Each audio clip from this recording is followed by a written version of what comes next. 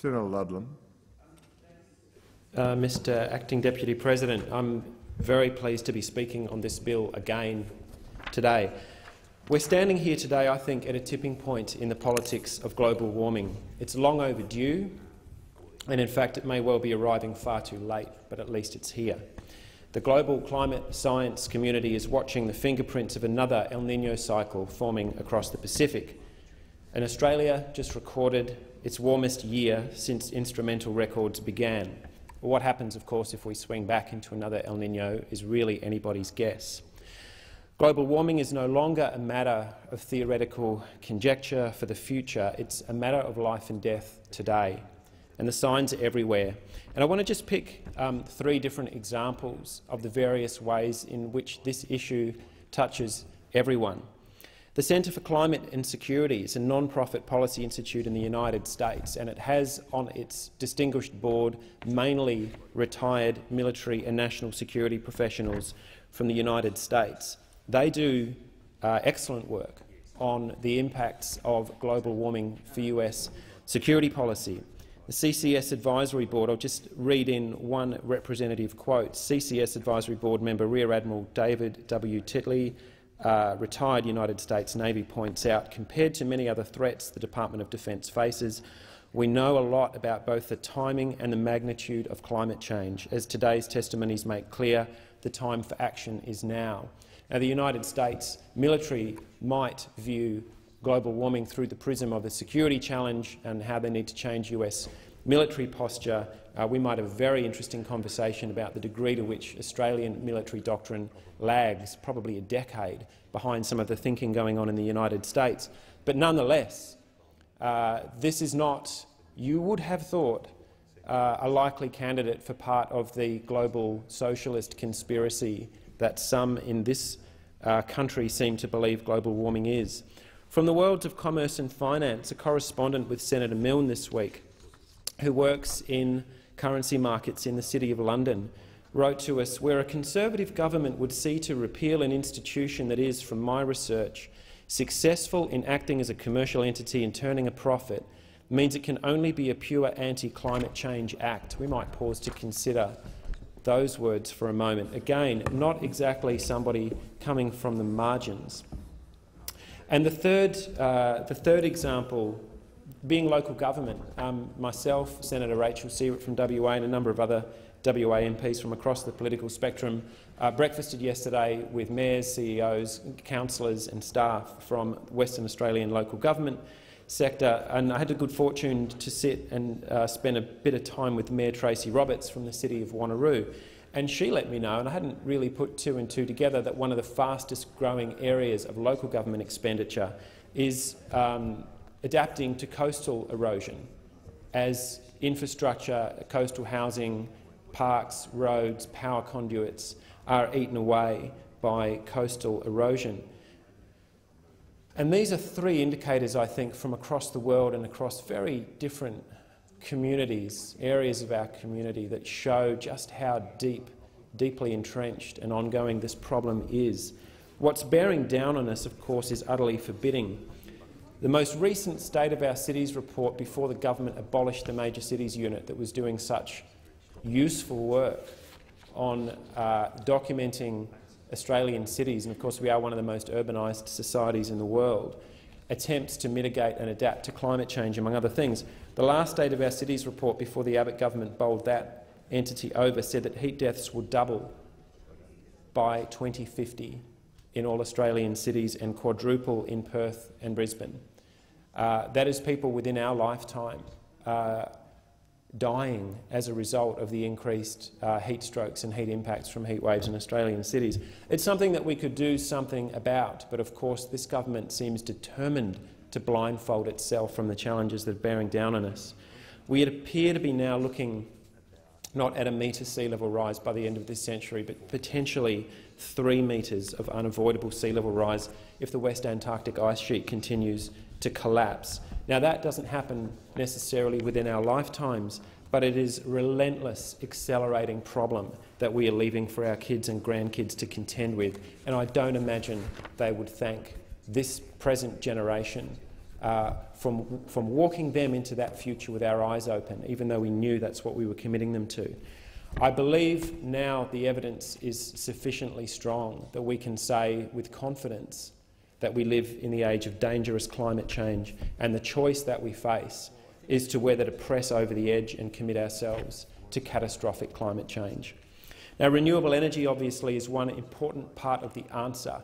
During that brief, rapidly shrinking window of agency that we have to prevent the very worst impacts, where things are basically irreversible and nothing that we do really matters and it's simply a question of bracing for impact, renewable energy is obviously a very big part of the answer. Decoupling economic development, particularly in a fossil and carbon-intensive economy like Australia's, decoupling economic development from growth in fossil fuel combustion. Renewable energy, as a relatively new part of the energy sector, needs assistance. It needs assistance in research and development, in industry development, in education and training, and we shouldn't treat that as though it is some kind of aberration from the economic development of industrialised economies. The coal industry was built entirely by taxpayer endeavour. In my own home state, the Swan River Colony effectively took one of its great growth spurts on the construction of the East Perth power station, of course at taxpayers' expense. How else was that economy going to develop? Similarly, the gas industry decades later benefited, in the public interest you could argue if you were setting aside climate change issues, benefited from billions, not millions, but billions of dollars of taxpayers' investment in the development of the Burrup and the Dampier to Bunbury natural gas pipeline, again done for the purposes of state economic development with taxpayers' expense. And yet now the very same players and the same industries that benefited from such largesse, you could argue, in the public interest, are now determined to slam the door on the renewable energy sector and condemning wasteful subsidies and assistance, quite clearly to prevent a fast-moving competitor from eating up their market share. So, of course, renewable energy needs industry development assistance while it gets on its feet. That is how the Chinese government built the largest PV fabrication plants in the world. That is how the German government, with the use of a feed-in tariff legislated and negotiated by the German Greens, built a photovoltaics industry out of nothing. You put the supports in place. When the industry matures, you take the supports away, and that's precisely what we're seeing occurring in Europe now that the industry is mature. And of course, Australia is benefiting from that industrial development, much of it led actually by Australian research ingenuity, the University of New South Wales and elsewhere, that those people then distributed through solar PV companies in China, in Europe and North America, leading some of the greatest innovations in the world, and Australia then gets the benefit of that in the form of very, very low-cost photovoltaics.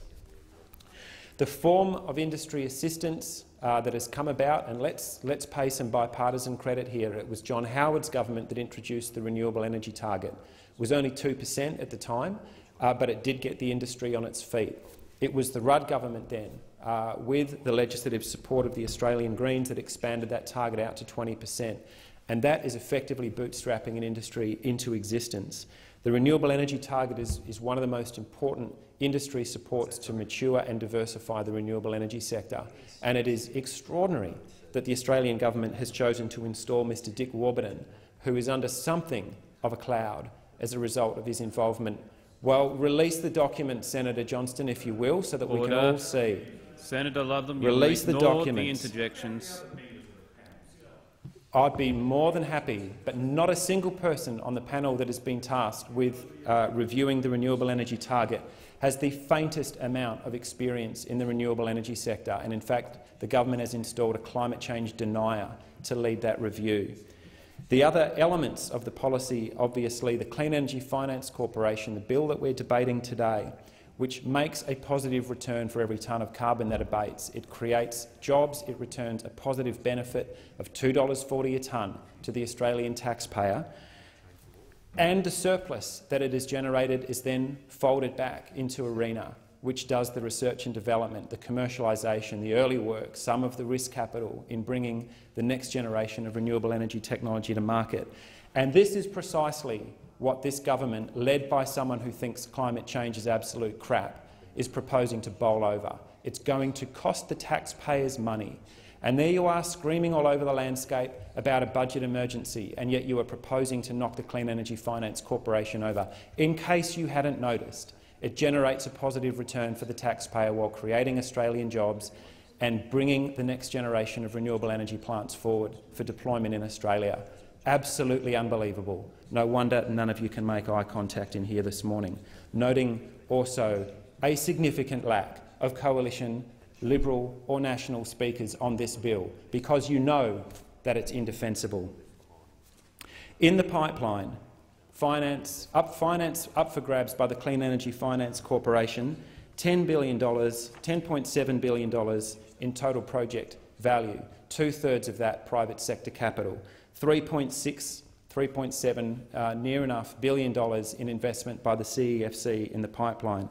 What that looks like in WA, in my home state, $460 million invested by the CEFC, which has a positive return to the taxpayer, leveraging just over $1 billion in private sector finance. What on earth is wrong with that? I'm a little bit sick of being accused of being the socialist by these so-called capitalists over on the other side of the chamber, who think somehow that bringing about a market mechanism that takes $6 or $7 billion a year off the heaviest polluters, the heaviest and most carbon-intensive quarters of industry, transfers it into clean energy at a positive return to the taxpayer, how you somehow think that that is part of some gargantuan left-wing conspiracy. Absolutely unbelievable. Speak up if you like, Senator Johnson. Why don't you put yourself on the speaking list and defend this obscene policy that you're bringing forward? I don't think you will. I would also like to add my remarks and my commendation of Ms Gillian Broadbent, the Chair, and Oliver Yates, the CEO, for standing up to the absurd bullying that's been levied at them over the last 12 months that started from when this government was in opposition, that said at some point we're going to bowl you over, so we want you to stop investing. Thank goodness Ms Broadbent and Mr Yates had the common sense to say our Act says we invest $2 billion a year, and that's exactly what we're going to do. In Western Australia, again, the direct benefits to companies like Carnegie Wave Energy Corporation. This is exactly the kind of innovative technology that we're talking about. It's based out of my hometown of North Fremantle, and that, I think, a plant that operates 24/7 on wave energy for either generating clean electricity from the limitless power of the oceans, or can be switched across to desalinate water. Their first commercial client is the Australian Navy, something I would have thought Senator Johnson would have been a bit interested in. That is precisely the kind of industry and investment that we should be encouraging here in Australia, and instead we're getting precisely the opposite. You're trying to cut those people off at the knees. In Western Australia, and this is the tipping point that I refer to, and this is why I think what is about to happen in this Senate today is so powerful. The turning point or the tipping point in climate politics is that you have lost the argument. We saw that in Western Australia, where Liberal and National senators could barely show their faces in public, still feebly murmuring the same tired talking points about abolishing the carbon tax, virtually refused, with one honourable exception. Senator Back, I noticed your furrowed brow. There was a Liberal senator, nobody who was up for re-election, ironically enough, but you did front an energy panel at the Perth Town Hall, and at virtually every other public meeting that I attended, the Liberals were completely invisible because what you're up to is so indefensible. Your vote fell by another 5%. The Australian Greens are campaigning almost solely on a clean energy platform of saving the CEFC, recorded our highest ever vote. So let's now talk about just how confident you are that Whyalla is about to be wiped off the map and that climate change is absolute crap.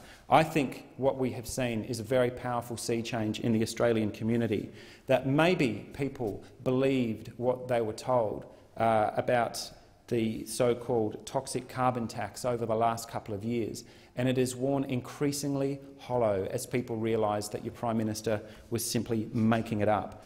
In Western Australia, because the state government, similar to its federal colleagues, has basically abandoned the policy space and is simply locked in behind the coal and gas industry, the Australian Greens engaged independent consultant Sustainable Energy Now to conduct a study on what 100% renewable energy for the southwest grid would look like.